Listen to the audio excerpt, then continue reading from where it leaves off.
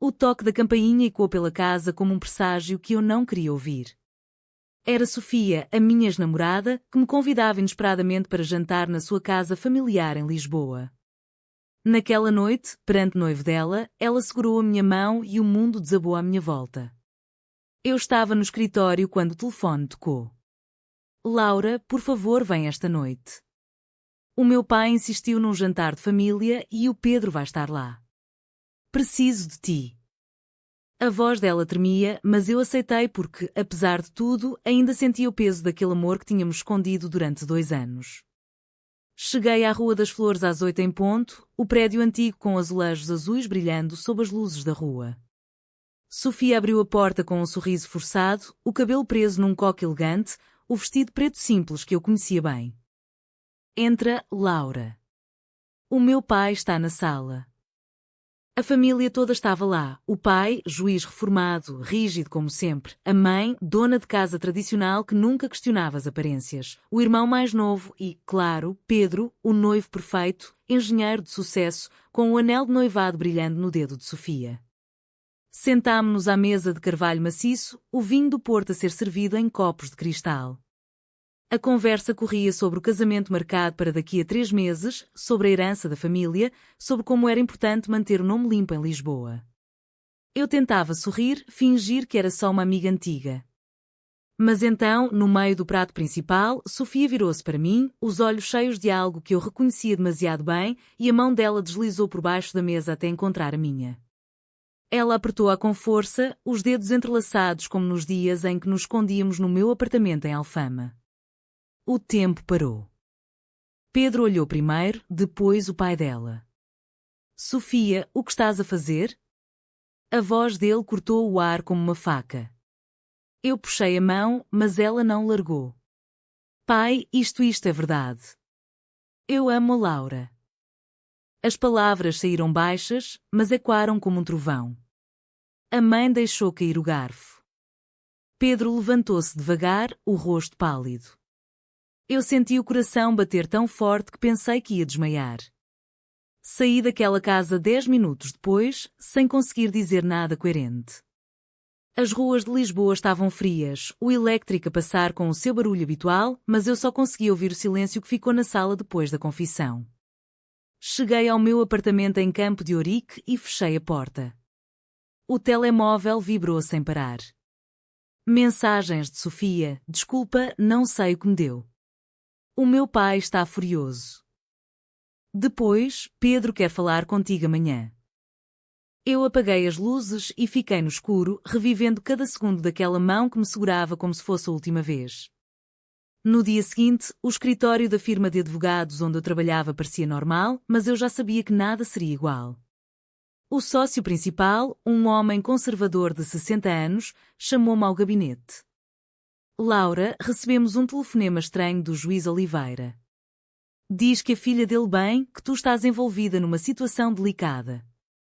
Eu neguei tudo no princípio, mas a mentira sabia a fel. À tarde, Sofia ligou-me a chorar. Eles querem que eu me case em 2 meses. Dizem que foi um momento de fraqueza, que tu me manipulaste. Laura, eu não sei o que fazer. A voz dela quebrava-se e eu sentia a mesma rachadura dentro de mim. A família dela era tudo para ela, o nome, a casa em Sintra, a reputação que o pai construíra ao longo de décadas no tribunal. Eu tinha a minha própria família em Coimbra, pais professores reformados que ainda iam à missa aos domingos e que nunca tinham aceitado completamente a minha fase da universidade. Se isto explodisse, eles também sofreriam.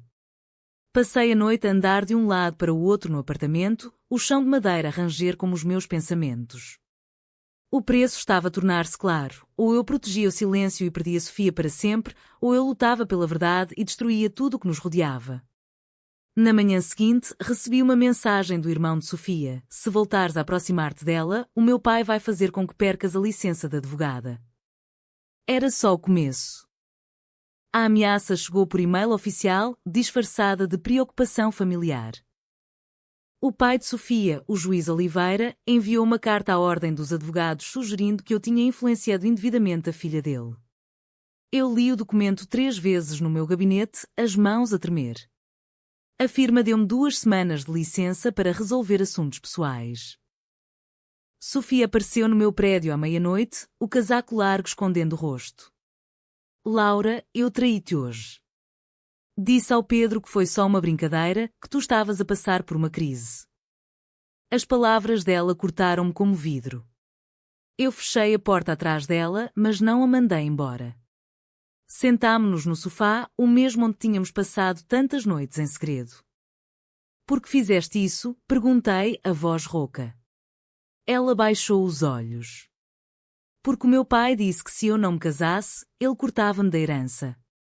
A minha mãe teve um ataque de pânico. Eu tenho medo, Laura.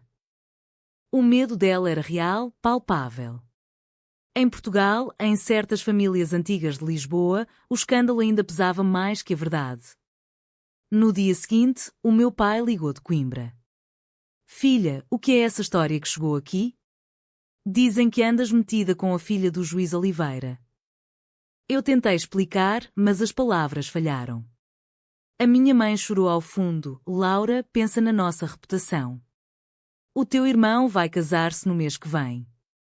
A pressão crescia de todos os lados. Sofia marcou um encontro num café discreto perto do Rocio. Chegou atrasada, os olhos inchados. Pedro quer que eu faça terapia. Diz que é uma fase. Eu ri sem humor e tu? O que queres tu? Ela hesitou, depois pegou na minha mão por baixo da mesa, como na noite fatal. Quero-te a ti. Mas não consigo destruir minha família. A traição doeu mais que qualquer palavra. Nessa mesma semana, a firma rescindiu o meu contrato por incompatibilidade de valores. Eu fiquei sem emprego, sem rede de segurança. O irmão de Sofia espalhou rumores nos círculos jurídicos, que eu era instável, que tinha inventado tudo. Amigas comuns começaram a afastar-se. Uma delas, a minha colega de faculdade, enviou uma mensagem curta. Laura, lamento, mas não posso ser associada a isto. Eu passei dias fechada em casa, a olhar para as paredes brancas. O telefone de Sofia parou de tocar. Depois, uma noite, ela enviou uma foto, o anel de noivado no dedo, a data do casamento avançada para o mês seguinte. Desculpa. Não aguento mais a pressão.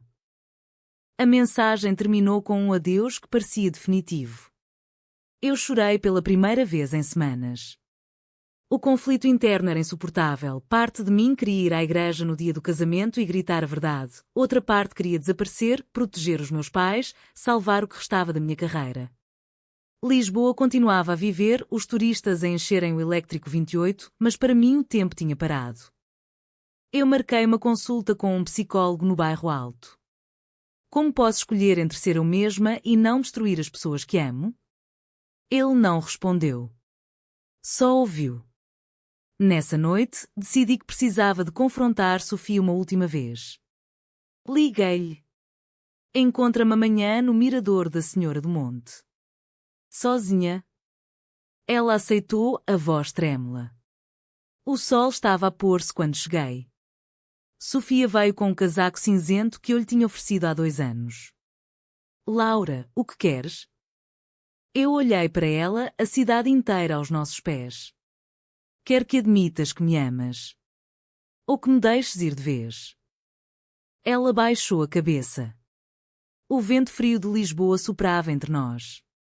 O preço estava a tornar-se claro, mas eu ainda não sabia quanto teria de pagar. O mirador estava quase vazio, só alguns casais distantes. Sofia olhou para mim com os olhos cheios de lágrimas que não caíam. Eu amo-te, Laura.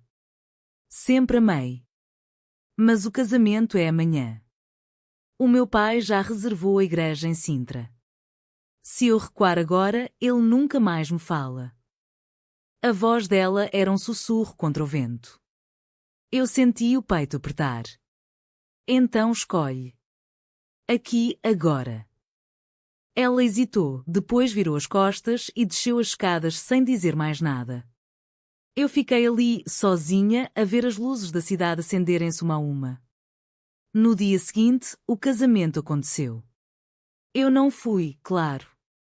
Mas vi as fotos nas redes sociais de amigos comuns. Sofia de vestido branco, sorriso forçado, Pedro ao lado dela com ar triunfante.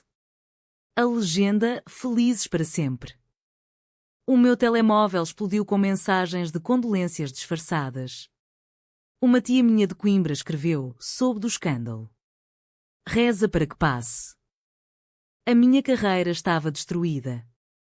Enviei currículos para todo lado, mas todas as respostas eram vagas. Referências problemáticas. O pai de Sofia tinha usado os contactos dele. Eu comecei a trabalhar como freelancer em causas pequenas, mas o dinheiro mal chegava para o aluguer. Os meus pais vieram a Lisboa. O meu pai, com a voz grave: filha, volta para casa. Deixa esta cidade e este erro. A minha mãe abraçou-me a chorar. Não queremos perder-te. Eu recusei. Não posso voltar a mentir. A discussão durou horas. No fim, eles saíram do apartamento sem me abraçar. A solidão era pesada. Sofia ligou-me 2 semanas depois do casamento, a voz embriagada. Laura, eu cometi um erro. O Pedro sabe que não te esqueci. Ele quer que eu faça terapia de conversão. Eu ri com amargura. E tu vais? Silêncio. Depois, não sei. Encontrámo-nos em segredo num parque perto do Tejo. Ela tremia. O meu pai ameaçou deserdar-me se eu pedir divórcio agora.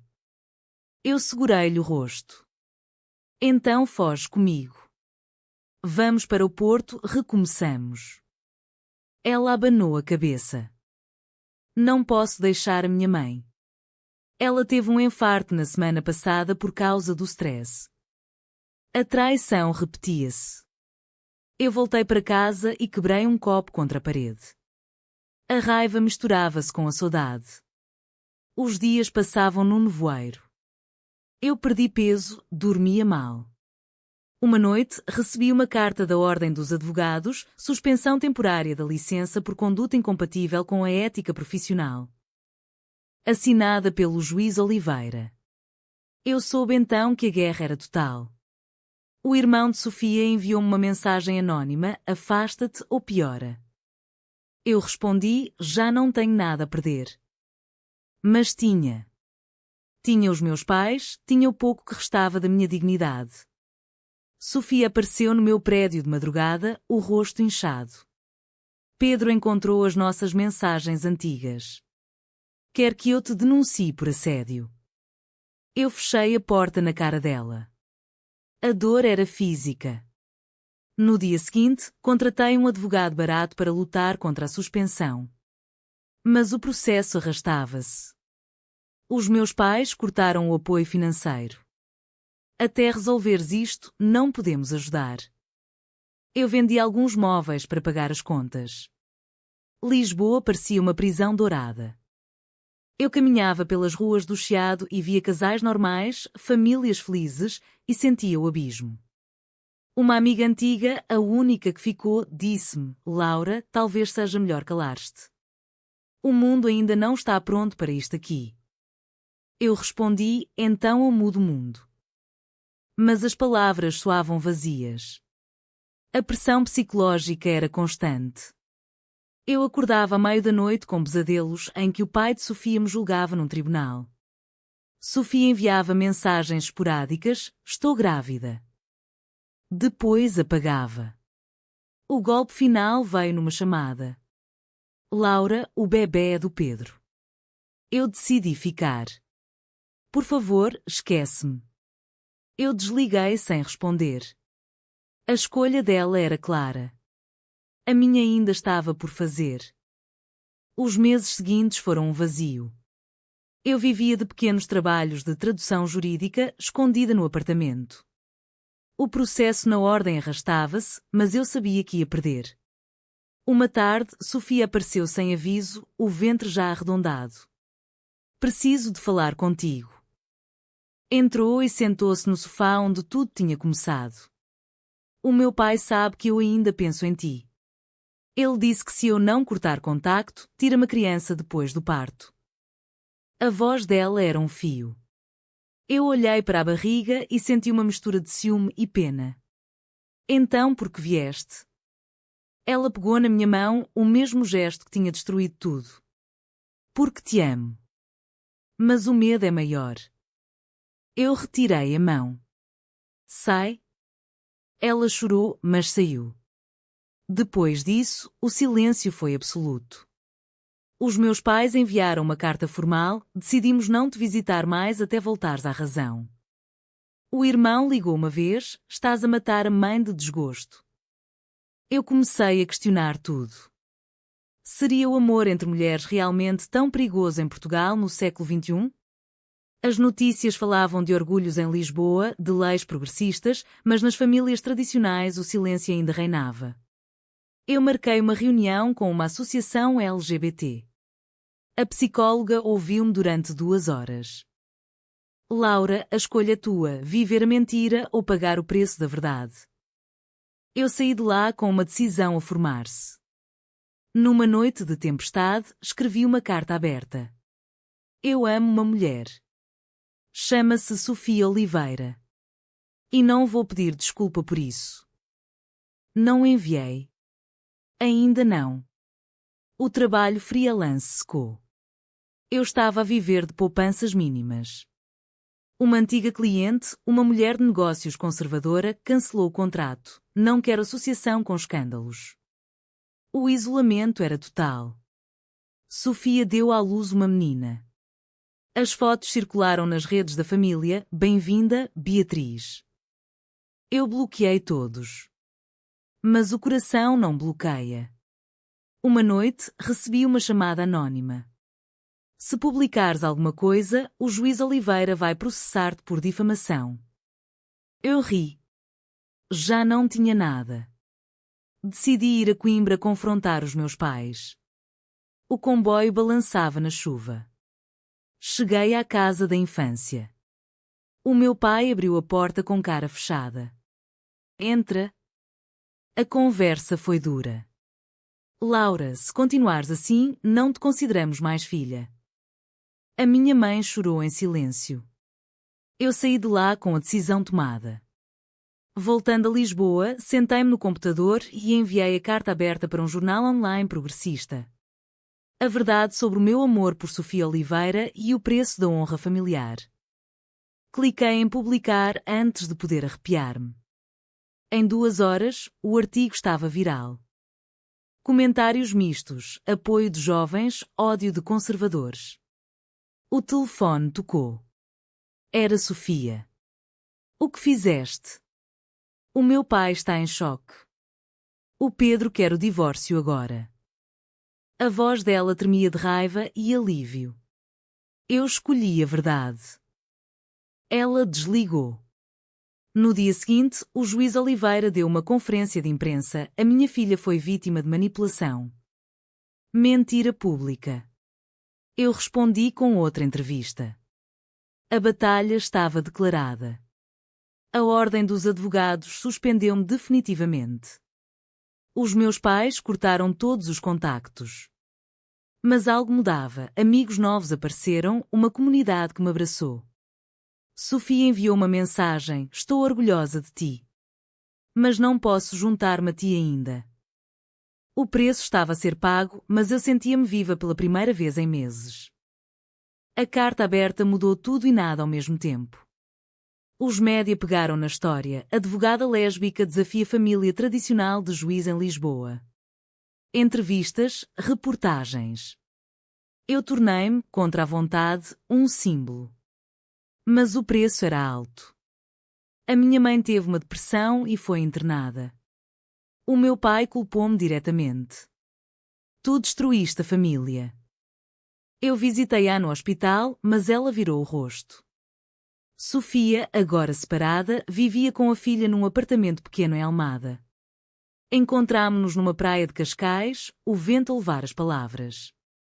Laura, eu quero tentar. Mas tenho medo do que o meu pai pode fazer à Beatriz. Eu segurei-lhe as mãos.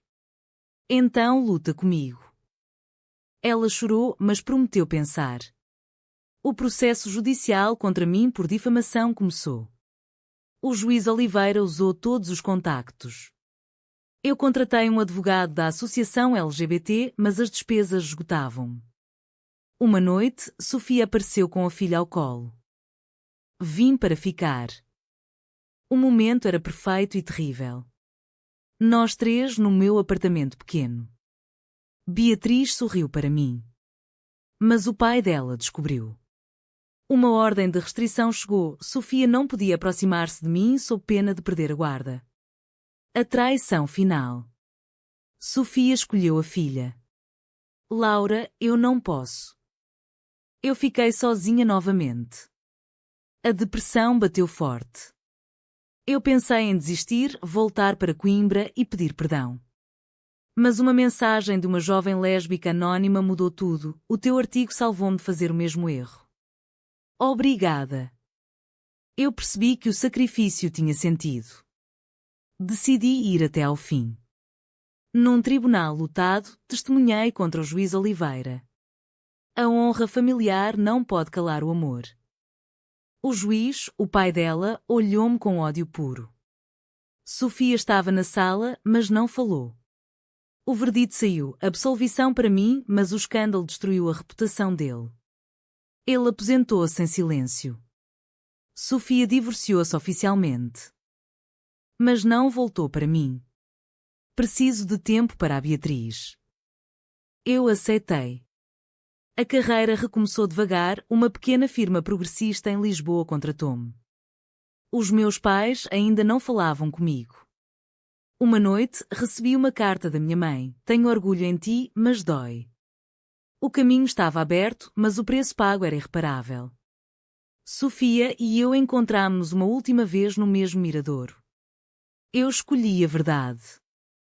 Tu escolheste a segurança. Ela chorou.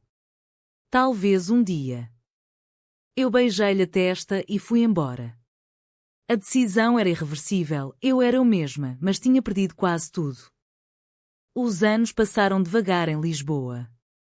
Eu construí uma nova vida, advogada especializada em direitos LGBT, palestras em universidades, uma pequena rede de apoio. Beatriz, a filha de Sofia, agora com 4 anos, às vezes via-me de longe em eventos familiares controlados.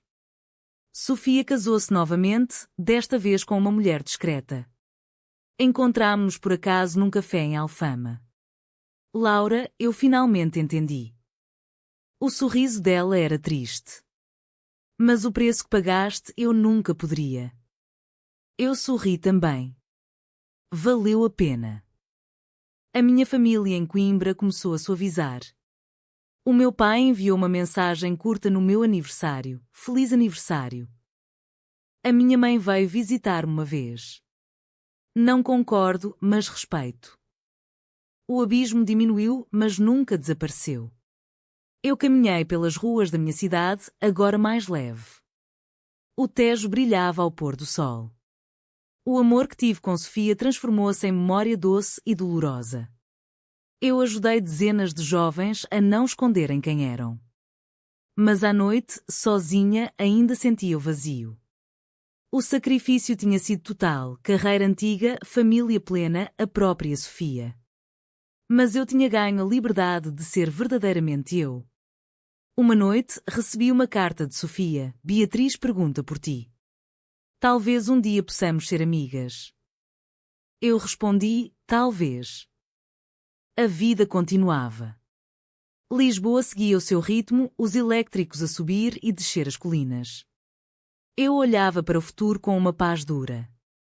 A escolha tinha sido feita. E agora, a pergunta que fica para todos nós, será que a honra da família vale realmente mais do que a verdade do nosso coração?